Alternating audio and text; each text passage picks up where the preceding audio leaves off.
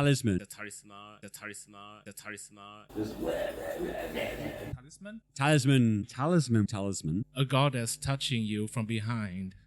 Every song. Why is it from behind? The talisman. The talisman. Talisman? A talisman.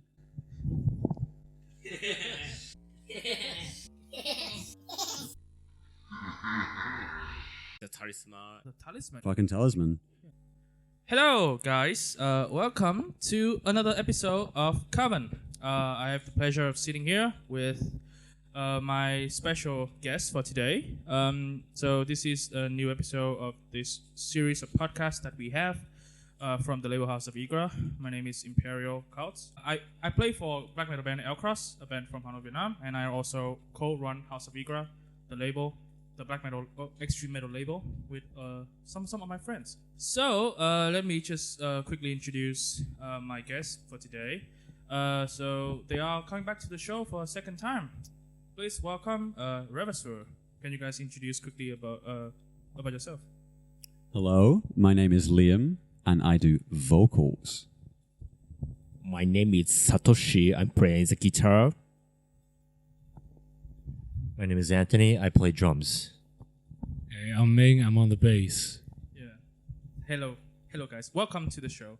And the last time we talked to each other was November of 2021. So it has been more than a year since that time. And we have a new face here, Anthony. So yeah. Anthony, you are the new drummer for the band. So can you tell us a bit more how you got to join the band and what was the circumstance of you joining the band? Well, I remember first I'm meeting Satoshi on the first show, their first show. I was in a band called Bolter. Mm-hmm.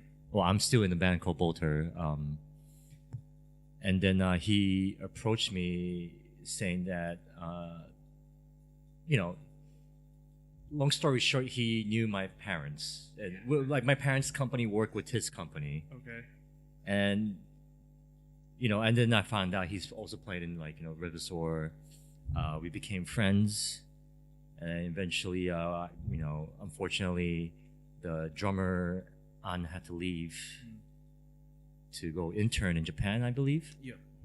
So that's when he asked me to, cover. Well, initially I thought it was a cover, but it became like just joining the band. Yeah. And I agreed to it, and that's how I joined. Yeah. So thank you for the answer. And how do you think that you are gelling with the band? Because Rêvasseur plays melodic death metal, and prior to joining them, do you have backgrounds in death metal or in extreme metal? No, not really. I'm into all kind of music. Before this, I was in like I said, Bolter. They're like a hardcore band, beatdown band. Prior to that, I was in New York, playing some prog metal band, instrumental prog metal band, instrumental post rock band. I'm all over the place, to be honest, and I do enjoy all kind of music. Yeah. As long as there's drums in it. So. When you get into Rêvasseur, did Satoshi give you introduced to some of the metal drummer or the death metal drummers that he wants you to play or is something that you develop on your own? They didn't really restrict me as a drummer. They just show me what the song sounds like. Yeah. They didn't really show you have to play like this or anything. I heard the track and I tried to follow as much as I could. I think I put some parts I put my own spin to it, but unless I was told, can you please follow the track as it is, I kind of just do my own thing in some sense. I just change really minor things. That's it. That's nice. So question for the band. So it has been more than a year since the last time we talked to each other. So November 2021, that was when you guys released your debut EP in September of 2021. So we talked to each other 2 months after that. So I still remember the first time we talked. You guys are like hoping that you guys can play a show, but flash forwards more than a year later, and I think from our label, you guys plays more show than anybody, because usually in Hanoi, right, it's a small city and shows are not, there's like far and few between each show. So usually a band would play 4 to 5 shows a year. You guys played 10 shows last year. Yeah. So yeah. So how was the experience of playing that much show, and how do you with this experience of playing this show, how do you think that what makes you think about the local scenes throughout the show? Oh, me. Okay. Yeah. So it was our main desire, just to play as many shows as possible, and yeah, we were super happy that we could become like a real band by playing shows, you know, because yeah, man, like back when you interviewed us, we hadn't even played a show yet, we'd only just met each other, so really, like we had this EP out, but we only become friends like 2 months prior to that, maybe. So it's just been great to, you know, play, number one, play the shows, number two, see how the songs do live, and then number three, see how the crowd responds to those songs. Goes up, those kind of things. Yeah, each show have a different lineup. So we all play with Elcrost, also the Stronger, Porta, somewhere. So yeah, so every show have a different audience, so and also different reaction from the audience. So yeah, it's very interesting. So some guy going crazy to mosh pit, and some guys standing like this. Anyway, yeah.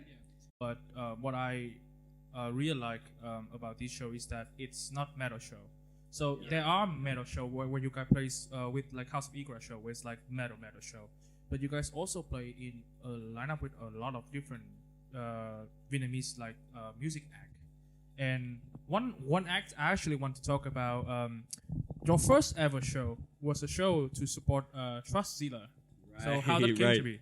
Yeah, well, Trashzilla is Nate is a really good friend of mine, and he was coming to Hanoi to play a show anyway, or just to hang out. And I jokingly said like, "Oh, Rêvasseur debut show when?" And he was like, "Yeah, let's do it." And I was like, "Fuck, shit, let's have our first show, okay." And we made it. Yeah, he kind of helped us put it on, because we'd never done this before. He'd done a few, and yeah, like we just put it on, and it was kind of a struggle to find like bands that would play with us, because we're brand new, and as well as that, like, I think people had a bit of like okay, how are these guys going to do? You know? So we're like, on the lineup there were rappers, there was a reggae band, there was like a college band. A college band opened up. You know, it was a real mix. But I think I don't know, for me it was one of my favorite shows we've done, because it was such a mix. You know, the crowd was really interesting. And I think for metal, the people who came to the show, some of them had never seen a metal show before. So they were in this crowd and seeing this you know, two metal bands that they're like never heard this music before. So yeah, the look on their face was amazing, and the crowd reaction was pretty good. Yeah. Me. So what's your experience throughout last year playing live with Rêvasseur? I don't really know. I've been playing like a lot of shows in my, let's say, career or lifetime or some shit, but I don't know. I feel like playing metal is what I loved since I was a kid, and it's been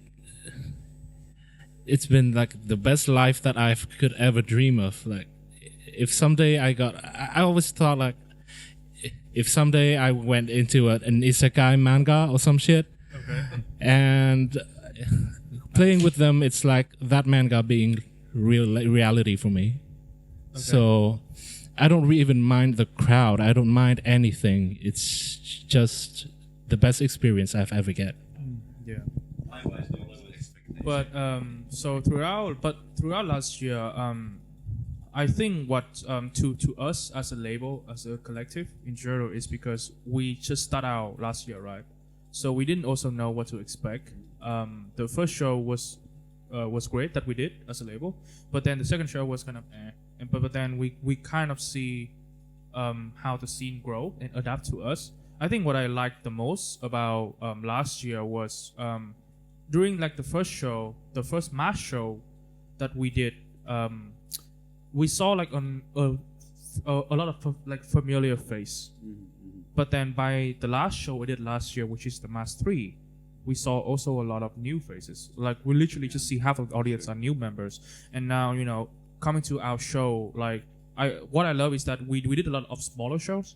So I think you guys last year did a lot of show, but a lot of them are like very small, so like smaller local gig. But I think what it helps create this kind of habit of listening to music and going to shows. Yeah. So each show, a number of people would show up, and then it becomes like an usual thing, and that's what I really like about it. Man. Yeah, I mean, it's always difficult when you try and start something like this because you're trying to make sure that you're putting on like a good show for everybody. You know, you want to do something that makes people keep coming back for your name. And hopefully that's something that we've done, you know, and hopefully it's something that we continue to do. Because man, we just love playing shows. Like, you know, love studio as well, but playing shows is just, I don't know, there's like no adrenaline rush like it. And fucking, if people come to the shows, it gives us the chance to do our favorite things. So that's fucking awesome. So what would you guys would say as personally to each of you? What is like your favorite show of last year? Whatever show I can hear everybody, it will be my favorite show. Say I enjoy shows where I can hear properly everybody and, you know, connected. And just like going all out together, you know, and feeling the music and the crowd can hear properly. Like, you know, they're hearing what it's supposed to sound like. That's true. So, that's just for me. And Satoshi? My best show is sound is very important but more than so aggressive feedback from audience is very important. It's very fun to play if audience crowd is go crazy and aggressive. So it's very fun to play for them. And me? Well, I would say my favorite is Mass 2 because it is after the first Mass, which proves itself to be one of those successful metal shows, and which makes the second Mass and the third Mass also quite a success, and a lot of people turned up. And the crowd reaction at that point is phenomenal. Yeah, everyone was in the pit. They were sitting down and just rowing. I don't know why, but it happened. I don't know why as well. But that was priceless, that show. Okay. Yeah, well, like Master is also a very fun show. I mean, looking back now, I can see the fun in it, but while working on it, I don't see the fun in it at all because I have to organize the show. It's always something goes wrong with each show. A few more gray hairs after every show you have to organize, right? But Master, I remember that I really like it because it was when you guys just start out playing live. So you guys play your first shows in May of 2022. Yeah. And Mass 2, I think, was the second show. And I think with the band, there's also it's not like doubt whether you can play or not, but there's also like a nervousness, I think. Nervous energy for sure, man.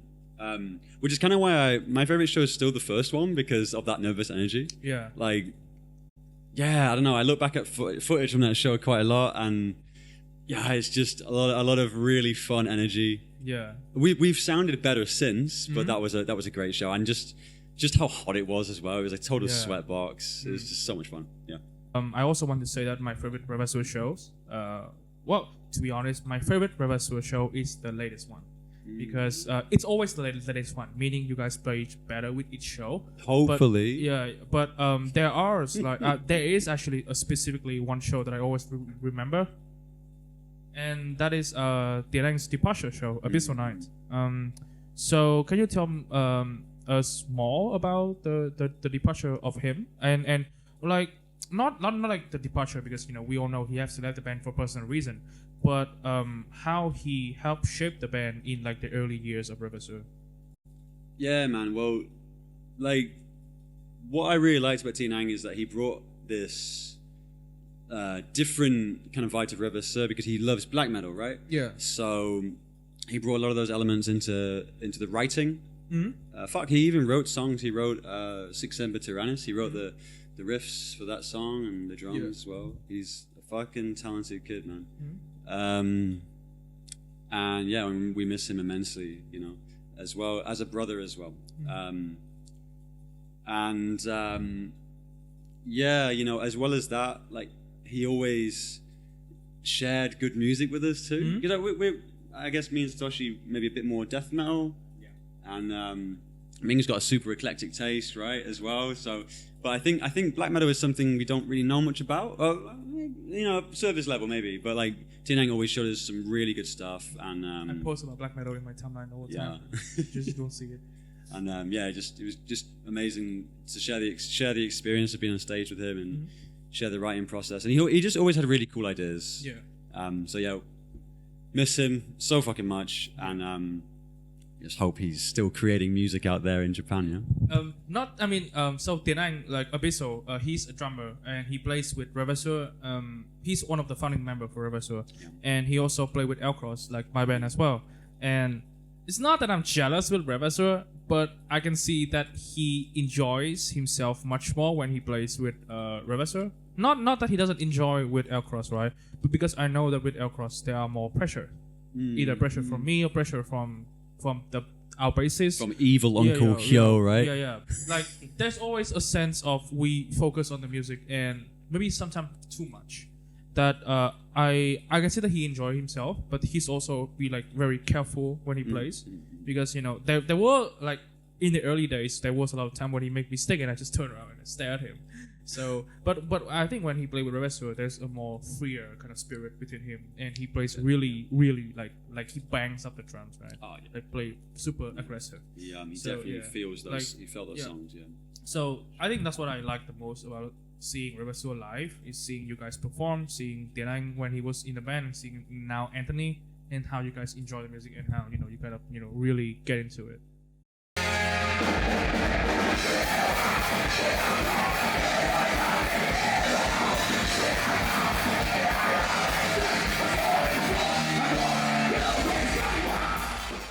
Alright guys, so now that we have talked about what have you been doing for the past year in terms of playing live as a band, you guys have also been working on new music. As a matter of fact, a new album is coming out. It's coming out in 2 weeks, and your albums is titled Talisman. So now let's talk about the albums. What is like? When did you guys start writing for the album? I start to write a new song from last year. I usually make the music one song per month. So maybe it takes almost 1 year to complete these songs.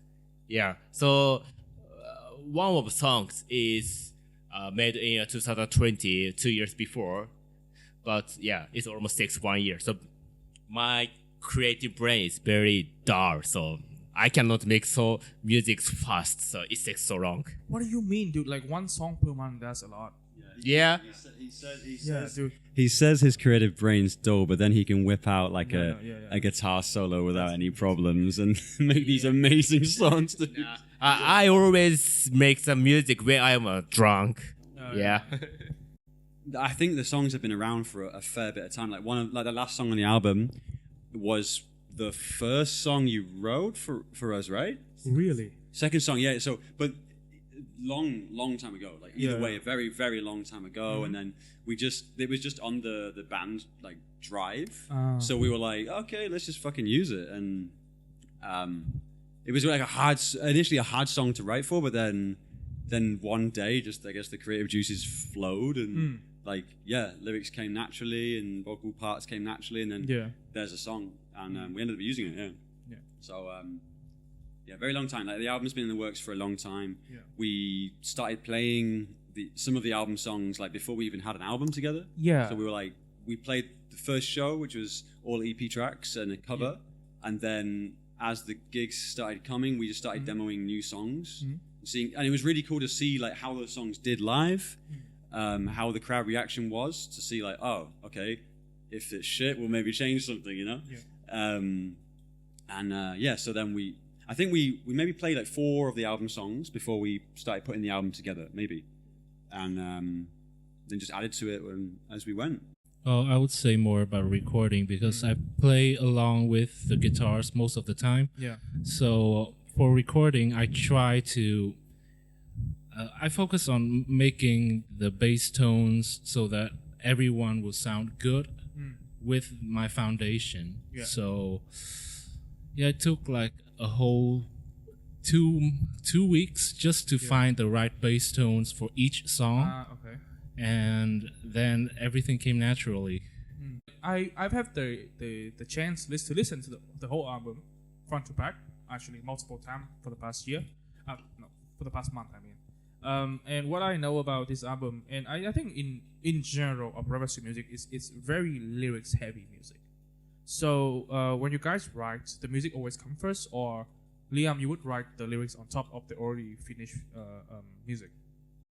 Yeah, same process with the EP. So firstly, I make music, and also TNR makes one song. After I finish the song, so we make names, the title of the song, and also lyrics. When did you guys start recording for the album? January. Yeah. It's been a while. So 6 months. Yeah, actually, so we finished the recording within 1 or 2 months, and it takes us a long time to edit the mixing, drumming sound, something. Yeah. And Satoshi, you did, you also do all the mixing and mastering. I do mixing, mastering. I get so many advice from you and also so many guys. I try to improve the sounds more and more. Yeah.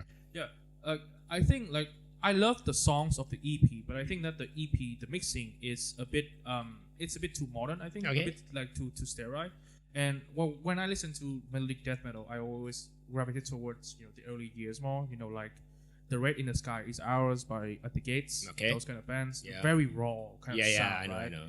So I remember that when I hear the final mix that you sent me, I really like it because the guitar tone is very like buzzsaw. Yeah. It's very kind of like Gothenburg sound.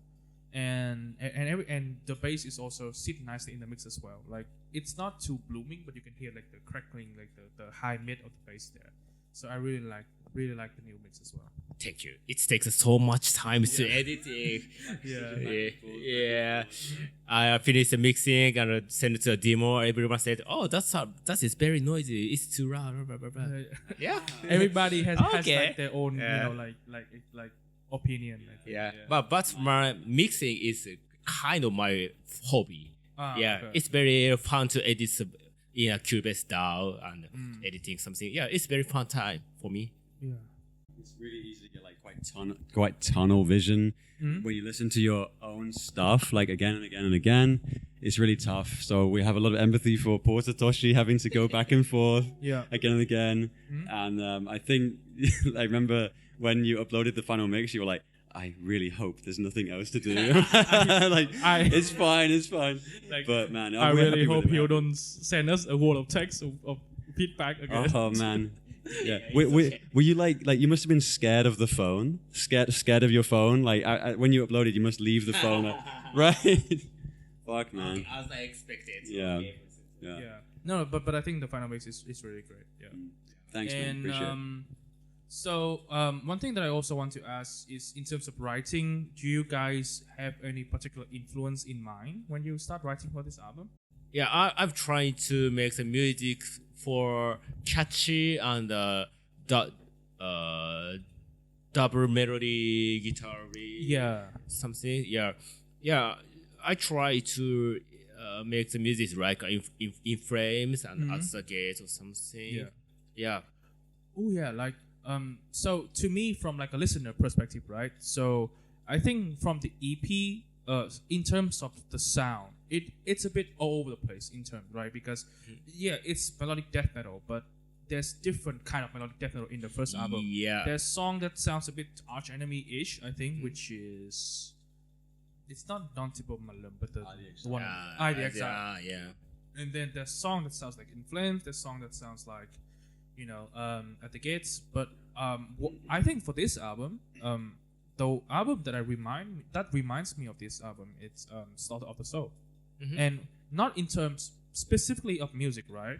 But because of it's like a 30 minutes banger, like it's just straightforward, ripping melodic death metal, and that's what I like about this album. It's very straightforward, to the point that I think, like when promoting for the album, like me and Liam talk to each other and be like, hey, should we just call this melodic death metal, or should we just call this death metal, right? Because there are some songs that it's just like death metal, and it invokes to me a lot of bands like The Flash, which is also like I think it's like a Swedish band as well, like a melodic death thrash band. So I try to not to mix every song's melodic death metal. So I want to make a point song like 10,000 is a kind of new metal song. Yeah, exactly. Thrusty song and a moderate song, something. Yeah. So in terms of sound, it's very modern, but it has the DNA still of the classic Gothenburg sound for sure. One more thing that I want to talk about the album, like we have already announced it, so people already know, is that the album also features a lot of feature spots, and that includes, if you guys want to introduce. Yeah, so we've got Abide With Me, track 4 features Morbid or Tundet from Leucotomy. I think it's Nattensvärd now. Nattensvärd. I don't know. Something like that.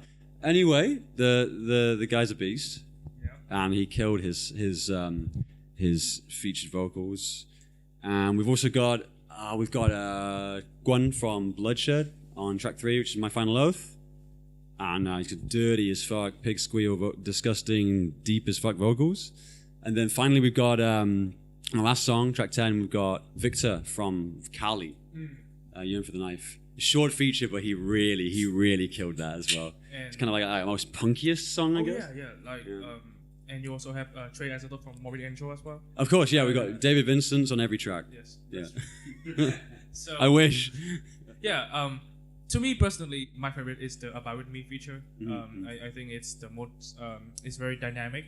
How you hear both vocal. Yeah. I also like the other two features as well. I like the one with Victor, because like for the first few try, because you guys have kind of the same technique-ish, right? Yeah. But then when I start to recognize that it's him, it's really cool, because he started to do this rapid kind of delivery, right? And I was like, that's very atypical of him, because with Kali he always sing, like he growls more and just sustain the note more. So it's cool to hear him sing that aggressive. Yeah, so it's really cool. Really cool. The lyrics. So for the last album, of course, you wrote most of the lyrics. It's also the same with this one, right? I wrote all of them. Yeah. So unlike the EP, so the EP was more focusing on this like Lovecraftian kind of cosmic horror thing. But I guess during the writing of the album, I've been interested in some different topics. So war, brotherhood, hardship, adversity, and like fighting back against those who fuck with you. I've been reading a lot about Vietnam's history as well, and I read a lot about like a lot of the fiction I read is like dark fantasy, like grim dark sort of series that focus on similar themes. So a lot of the non-fiction I read is similar to what the fiction I read, and so like it's not a concept album, and I'm not out here. Well, we're not out here trying to like say something. We're not out here doing that. I'm not trying to like make a political statement here, and a lot of the time it's just like I want to say something what I think's fucking cool over Satoshi's dope as fuck riffs. Like there's a lot of just that sounds cool over the breakdown part. That sounds cool over the riff. Like I said, it's not a concept album, but there's like sort of the coherent themes that come out throughout the album. Like if you read the lyrics, there's sort of this overarching thing. And also a lot about anti-organized religion too. That's something I personally believe in, but again, it's not like we're not out here being like we are all against organized religion. No, it's just something I personally put into my song. It's a thing I think about a lot, so it tends to be reflected in the lyrics. I really admire a lot of lyricists and vocalists that use certain staccato vocal styles or certain words that sound really hard when screamed or growled. So I've tried to sort of incorporate that a bit more into the lyrics. So like it won't just be like a lyric. I'll think about how that's going to sound as a vocal part. I noticed that it's very lyrically dance music. I really love how you write, the lyrics. It sounds. Well, thank you. Oh yes, Very kind of you, sir. It's really good. And what I also love is how I see it. When I did the lyric video for you guys, I see all the song text, and then when I match them with the the video, with the rhythm, it's really cool to see how you kind of pronunciate each word and how you kind of phrase them to fit a certain rhythm. And I think it's super cool. Especially for lyrically dance music. Sometimes you got this kind of sometimes you fall into this kind of Danny Field trap where Cradle Field is a very lyrically dance music, and right, I'm with you, right. Yeah, and Danny would just sing over everything, and he would just sing so much. But I think with Rêvasseur, you make it work so that it doesn't kind of affect the music. Well, because at the end of the day, we're a band. It's not Liam and the mates. We're a band, so we want all the instruments to shine. We've definitely worked with that. There's been moments where I've submitted my vocal parts, and Satoshi's been like, "Oh, less vocals, please." And I'm like, "Yes." You sing too much. Yeah. You sing over my guitar part. But that's the beauty of recording is just being play with different stuff and so work out what fits the track. And some songs are a lot less vocally driven, and some songs are very vocally driven. And, I think Six Temper is a very the first single is very lyrically driven. There was a part that. The kind of before the Six Temper part. Right, it's really kind of staccato kind of part. Yeah, so I listen to a lot of hip hop too, and I appreciate rap music. Yeah, dabble. And so that was for sure an influence from that style. Too. It's almost like a nursery rhyme quality. It's like old school rap almost that. Wait. I'm basically Tupac, bro. I'm spitting. So what I kind of noticed. Now that you say it, right? So what kind of rap music that you listen to? Because when I hear it, and if you kind of make an allegory to rap music, I think it kind of sounds like Nas in a way, very kind of staccato kind of rap music. Right? I mean, to be honest, I don't listen to a lot of old school rap. I like more the UK rap or the UK grime scene. Oh, grime scene, yeah. There was a guy there's Wiley. Did you know him? Yeah, Wiley. Yeah. Wiley is really cool. But gigs or is De La Soul also you from the UK? I don't know. I'm not too sure. But gigs or DEE. But that I don't know if I'm influenced. I just like that. Yeah. But vocally, I think what tends to work with metal is just how these rappers put the flow together. And I think a lot of time when I'm writing, I'll listen to the drums maybe. Yeah. I listen to how time it on the drums and anyway, that's not to say that we're basically a hip hop band now, right? Yes. Basically a rap band. Trap band. Yeah. Trap metal. Trap metal. How is your perspective now, looking at this song, different from when you experienced it from before a year ago? I think it all comes down to creative freedom of each person in the band. Yeah. We don't force anyone to play exactly as Fukuda's ideas or Liam's ideas. Mm-hmm. Everyone has the rights to play to their own style. Yeah.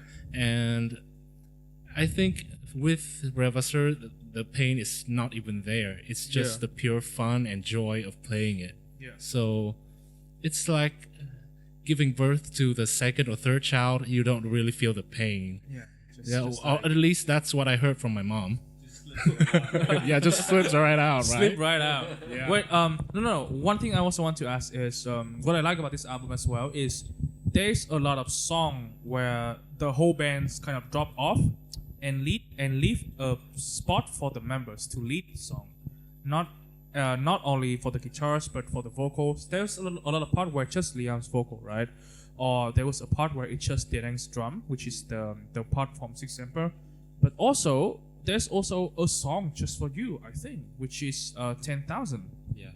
And how do you kind of approach this kind of song then, when it's just you having the spotlight for yourself?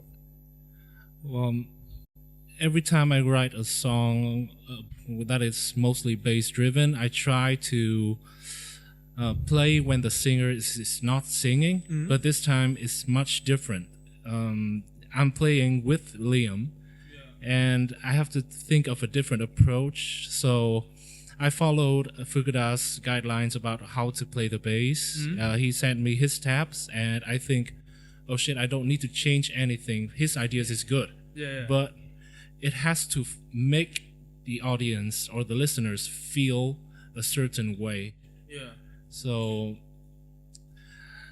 I think that's what happens when we left the parts for other members to shine. So the audience won't feel like, oh, this is a band that is owned by like one guy. Yeah. And everyone has a place and every member counts, you know? Yep. That's true.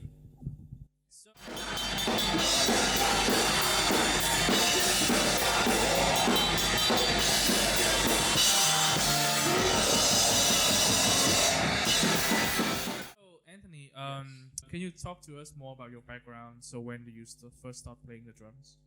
When I started playing the drums, I actually hated music initially. Really? Yeah, I actually did not like music at all. That's great. I grew up in Japan when I was like in elementary school, and around that time, the most popular musicians, a group, I guess, was called Morning Musume. I didn't feel it. Okay. They were just, to me, it was just a bunch of girls karaokeing. You know, Yes. I started listening to like death metal, like hardcore death, you know, necrophagus kind of thing. Oh, that's great. Yeah. And then it eventually just became prog. Like I just kind of did venture out to different genre. Yeah. Me and my friends formed this band called Fall the Albatross in New York, which is like a prog jazz math metal band. And that's how I kind of like built my drumming around them initially. Yeah.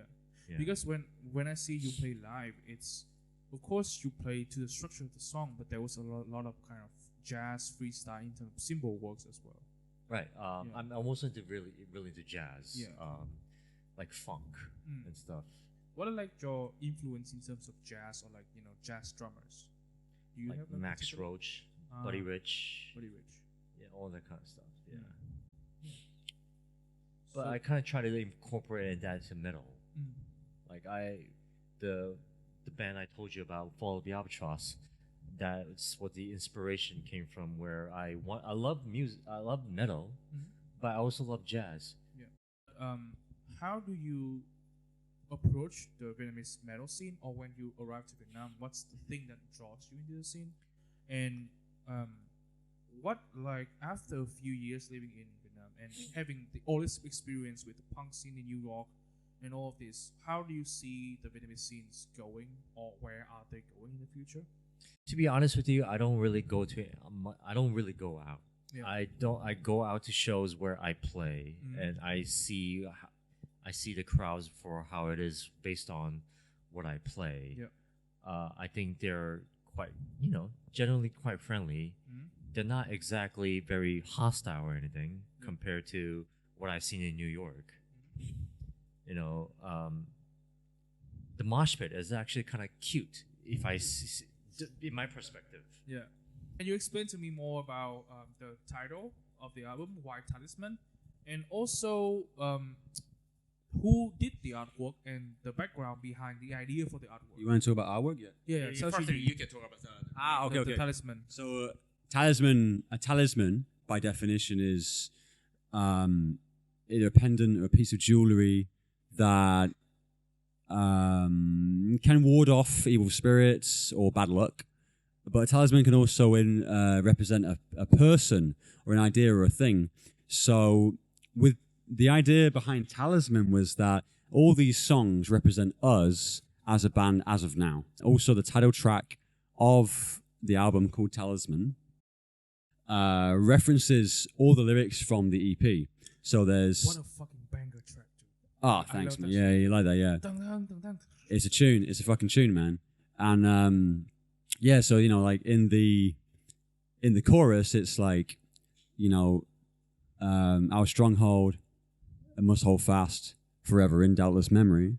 Natura non contristatur non semebo malum, which is directly from the EP. And then we reference like Of Disgrace and Honor, which is one of the, I think it's the most banger track of the of the EP. My very favorite track. Fucking A, man. Until the album. Fucking A, man. And you know, I am the apocalypse was when Of Disgrace and Honor. We referenced that in the third verse. We wanted to have some continuity between the EP and the album, so I thought it was quite fitting. And yeah, you know, like we floated it on the band chat, and it was pretty much unanimous. Yeah. Like, let's call it fucking Talisman. Yeah, and that's it. And then the album artwork is a talisman and Satoshi. I forget the artwork. Who designed dissection at the Necrolas. Like this, I forget. So I'm checking. Yeah. But the guy who did dissection and Emperor. Yeah. Necrolas. Let's just say that he's Necrolas. Yeah. So I really like that's such kind of art. So that is very fit for the melodic death metal, our music style, I think. Yeah. So I want to put the artwork like this. So before, when I played the first board, where I'm in Japan, so I asked Mr. Imamura Kenro. He is very good writing for such kind of old school touching the artwork. So I really like his touching for art. So we decided to ask him for artwork. We satisfied for this artwork because that art is a kind of zombie scar with wearing the talisman. It feels like old school melodic death metal or something. Yeah, that's true. Like it has like a composition of a gallery, or like a tone of a Slaughter of the Soul albums. And what I also personally like to it is that I did the artwork for you guys' first EP, right? It's very cosmic, very neutral. Yeah. But this one, it's very gory and zombie. You see the flesh and such. But the design of the talisman is also very kind of, you know, ethereal. It looks like, because there's like two angels, like Michael blowing the trumpet, right? Yeah. And it's very ethereal, right? So it kind of contrasts well with the music of Rêvasseur, which is buzzsaw, death metal, and also soul melody as well. That's art. It's not not so much brutal, but also feels light. Right. Yeah. That's true. And as we start to wind down now, I want to talk about. So you guys will release the album in 2 weeks. We have so far released a single called Six Semper Tyrannis. Correct. However, we have another surprise that probably will go out by the time that this episode airs. Yeah, I think it's safe to talk about it. Yeah. So it's the music video for the second single, which is 10,000. So how did that came to be? Why did we choose it as a single? Yep. We just thought it was the most banger track of the album. We also thought it was like a good track to put out there as an MV because we thought it would look cool on video. Yeah. And it has a beautiful twin guitar solo. Arguably the best part of the song is this twin guitar solo. It's stunning. So go check out the fucking video and see what Satoshi and our missing guitar member Chung. We'll Photoshop him later. Yeah. But what he and Satoshi do in the MV is very, very fucking cool. So that was the decision, really. And yeah, like it's out there. By the time this airs, it's definitely going to be out there. Yeah. So, yeah, go check it So out. I also want to ask Anthony and Minh, what's like the experience playing in that MV? How like you, like have you ever did like a music video before? Because for us as in a small scene, right, doing music video seems a bit like a luxury, I think. Well, I did a lot of MVs, but this one is so much different. Like it's doing what I love, and I remembered squatting for like 5 hours straight, and my leg hurt like a bitch. Yeah. So it's more like all of us having fun. Yeah. It's more like a trance if I remembered it again. It's like a dream, like all of us in a white room with nothing else. Yeah. With us, with the boys and the amps, and well, that's it. It's like a trance, actually. Yeah. And Anthony? It's like first time I experienced like MV experience for sure. And how do you all react when you see the final footage with you on screen and such? Honestly, it was like pretty quick. It was like efficient, I would say. Yeah. The MV, when I saw it first time, I was like, that's great. But I also don't want to be in an MV ever. Because not that it's not good, but it's, to me, it takes so much confidence to be in an MV. Right. Like that. And I just Takes think a few beers maybe. I just but, cannot pull that off. And Man, here's the you thing. guys- yeah. Like, I think, I don't know, our whole attitude to the music is energy, right? We want to show the energy. So we made an MV that was trying to capture the live setting. Yeah. And Hai Vu, shout out to him. He fucking did such an amazing job of the MV. Yeah.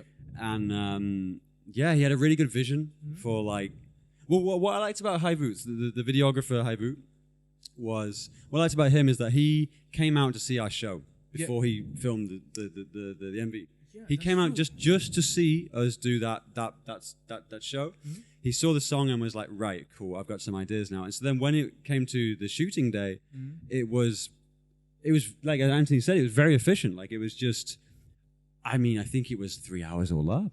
3 hours. Not counting all the time that we have. Well, it was a long day. There was, but actually shooting time was about 2 or 3 hours, right? Yeah, this is not long. 2 hours. Yeah, it was physical as fuck. Like we were sweating our balls off afterwards. Yeah. But the guy had some amazing ideas with different shots, different cameras, this and that, and we were really happy with how it turned out. When we first saw the first draft, for me, this was the first draft. Yeah. I was happy with it already. A few minor things, but we were happy with it already. So yeah, for real, like he's an amazing videographer, and hit him up. He's just an amazing guy to work with. He's so goddamn professional, and he gets metal, and he gets what we want to do, and gets what other bands want to do, I think. Yeah, so yeah, that's great. Habu. So I think like the MV, it took some time to kind of get used to it, because when you start playing, it kind of out of sync, but then you really have to get into the groove, right? Yeah. So there was like one we had to do like a slow motion part, and that was kind of awkward as fuck, because we had like a slowed down version of the track. And it was like my slowed down vocals, but then Anthony had to play like full speed. We all double speed. We played. Like normal speed. Yeah, you were like half time.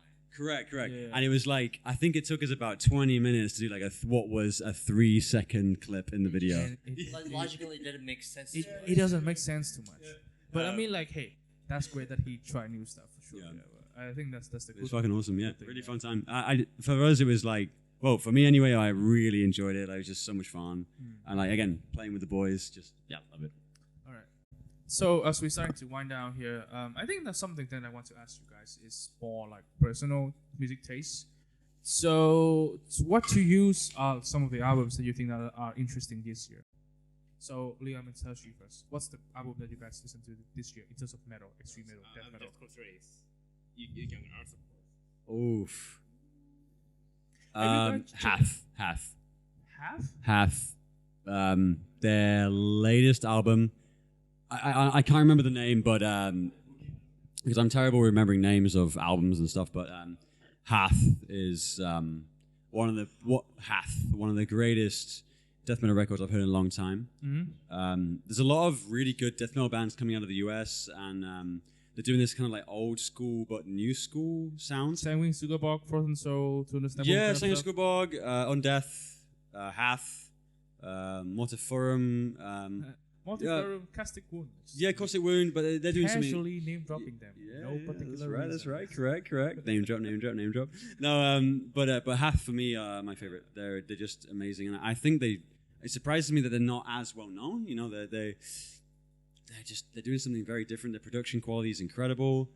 All their albums are amazing, but the latest album is just like straight up head banging all the way through, and they also write really catchy parts to their songs. So it's death metal but super catchy. Great choruses, and they do something very interesting with clean vocals. If you check it out, you get what I mean. It's not clean vocals. Like, here's the thing, like, so I'm not a fan of clean vocals in metal at all. Like I find it's a bit weird. Like there's definitely an element of double band syndrome with a lot of clean vocals bands, where it's like, here's the death metal band and then here's the clean vocal band, and it doesn't cohere. But Hath do something really different where they blend the cleans with the screams, and it's really nice how they do it. So definitely go check that out. That's me for extreme metal, but I'm really listening to a brand called Brutus right now. Anthony, you might dig them, man. They're like, it's the singer, the female singer. She also plays drums. She plays drums, yeah.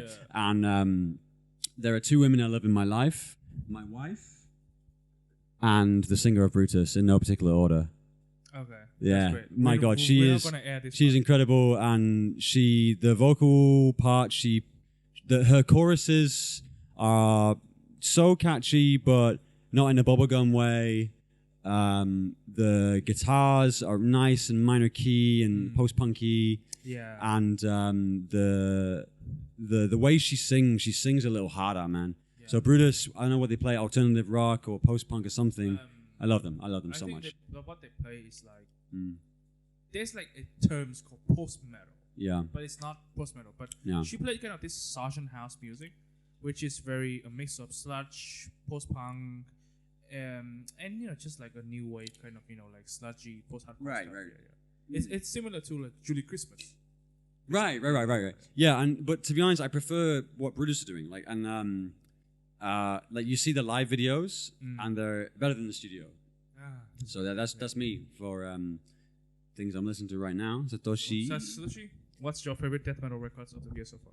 According to my last FM record. You have last FM. Yeah. I have to follow you so I can judge your music taste. Yeah. My best album this year is In Flames. In Flames. Yeah. Which one? The newest In Flames? Yeah. Wait, do you like modern In Flames? Yeah, no. That's latest In Flames is return to the more earlier period music. And also, I love to listen to the new Metallica album, 72 Season. Really? Yeah. It sounds like how can I say, thrashy and Kill 'Em All era, first time era. No, like the only song that I think is trashy is the Lux Eterna. That's it. Lux Eterna. Yeah, but the rest sounds like the Black Album, I think. No. Really? I love that album. Whole song. Yeah. Yo, you are wrong. You are wrong. I have mixed feeling about the new Metallica. You should check all songs, maybe. I listened to 23. I listened to it once throughout, and I forgot everything about it. Okay. What else? Yeah. And one more thing is Rotten Sound. Rotten Sound. Yeah. The grindcore band. Yeah. Their new song is very nice also. Actually, my iPhone case is Rotten Sound. Yeah. That's nice. Heavy metal, Rotten Sound. Yeah. Wait. Have you checked out? There's a new band called Outer Dead. Outer Days? Yeah, No. No. Okay. It's also HM2's band. No. It's like a death metal band. Oh shit. Okay. It's a death metal band. That sounds like a bit cavernous, kind of doomy death metal. Like Okay. undergang. I should check. Yeah. I'm into the underground stuff. Nice. Okay. So, This is a top 3 album of this year for me. and so Anthony, what has been the album that you've been listening to? Or what is like the thing that you listen to outside of the band? I'm a fan of Ben Sharp. He is like one-man band for the band called Cloud Kicker. I know that. Yeah. Yeah, That's it's not. There's no singing. It's just an instrumental. And I'm really into that kind of stuff. Each album has their own theme. Yeah. And I really enjoyed each theme that he has. It can be gent. It could be metal. It could be like, like calm, like atmospheric music. Cloudkicker has so much to offer, I think. You know what? What's your favorite Cloudkicker album? Because I can name you 3 of my favorite Cloudkicker albums. Okay. Dysphoria. Let Yourself Be Huge. And honestly, I don't remember the name of it, but I think overall Cloudkicker album are just like great. It offers so many different tastes on its own. I just like the different. Personally, for me, I like instrumental music because I can interpret it, what it means to me. When there's like lyrics, it was decided for you. I have like 3 main genres, as I call them. One for fun, just for the fun of listening to music. The other is to learn, and the last one is just to feel the music going through me. So for fun, I discovered that I like comedy metal, or is that even a genre? So what bands you talking about? Yes, Eskimo Cowboy or Electric Cowboy in Germany, Little Big in Russia, and Mr. Bungle and Primus in America. Ooh, dude, like Eskimo Cowboy, I get it, but Mr. Bungle and Primus is just insane music, man. It's not comedy. Like Primus, I see it, but Mr. Bungle just insane. Yes, it's just a mystery to me. Like, how do they do that? Like, to me, like splitting music in genres is just for educational purposes.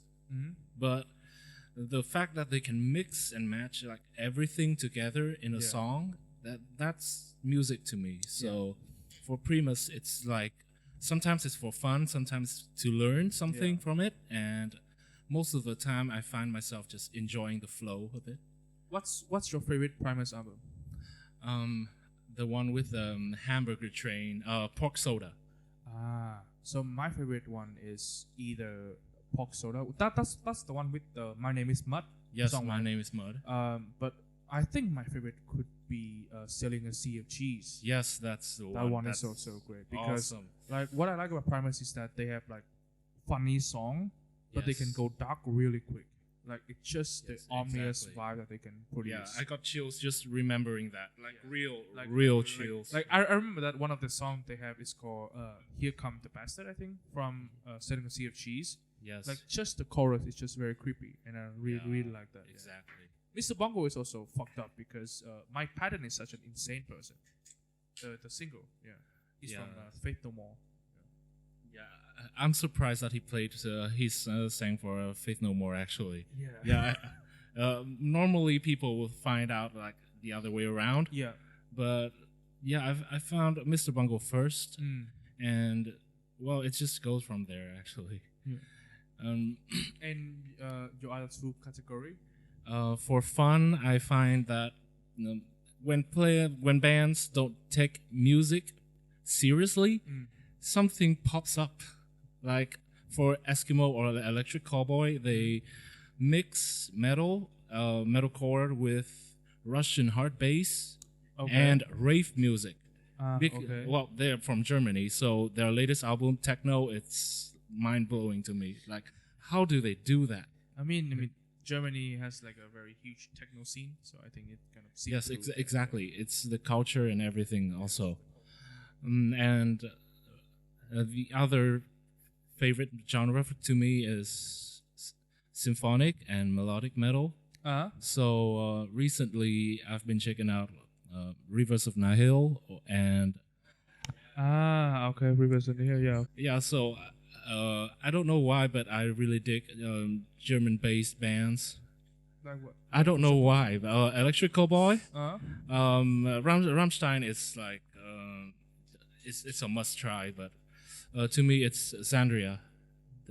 Xandria. Xandria. Hmm. Xandria is like a goddess touching you from behind. Every song. Why is it from behind? Yes. Yeah. That's Why the she's thing. behind That's me, what man? I always visualize the song that I listen to. I don't know why, but I always do that. Maybe it's because I did too much LSD growing up. Okay.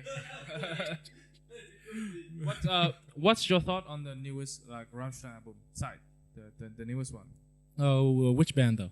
Rammstein. The newest one. They have a new one I called Side. actually I don't Last year. listen to Rammstein that much. Okay. So in the band, I feel like I'm touching the surface level of everything when I talk to the boys. okay, Like okay. Liam showed me the extreme metal side of metal, but so does Satoshi, and I can feel the jazz background of Anthony as well. So yeah, my taste is influenced by the bandmates that I play as well. Yeah. That's great. Can I say something about Rammstein real quick? Yes. Rammstein's last album, Zeit. Zeit. Zeit. Germans, you have to speak it correctly. Zeit. Deutsch is Hochdeutsch. Ja. Ach. You know, there are two different ways to describe an album. There are two different ways. You can say it's an ach ja or it's a nicht. And Rammstein was definitely not a nicht. It was an ach ja for me. An ach ja. Rammstein's last album for me was probably the best album in 2022. For me. Yeah. 2022. No, in all seriousness, no, man. Like, and Rammstein they play with seriousness. They have this song called.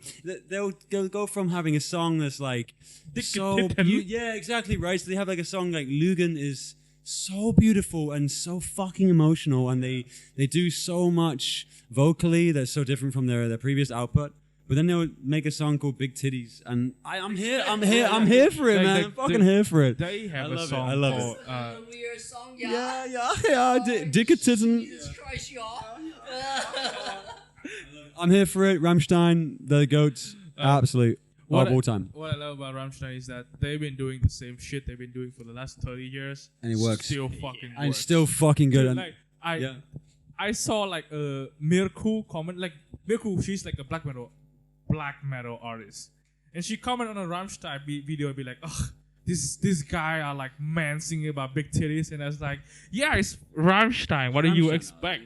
They're gonna do that. They can get away with it. Yeah, They can get away with it, you know. Here's the thing, man. Like, it's as an album, it's just solid. It's just like bangers all the way through. Yes. And you know, it's for me as a band that can be going for so long and can drop an album that arguably is one of the best albums they've ever put together. Yeah. On top of their game is astounding for me. Like, there are no skips on an album. No skips at all. The fact it's an that incredible album. they've been together, same lineup for 30 years. Right on. Insane. All Right. Anthony, good to see you, man. Cheers. Hey. Thanks for having us, guys. Cheers.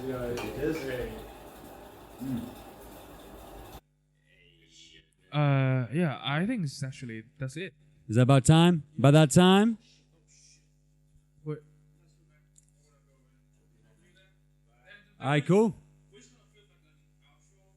All right, guys. So we just had a very nice conversation. Sure did. And fuck! Your drummer just exploded.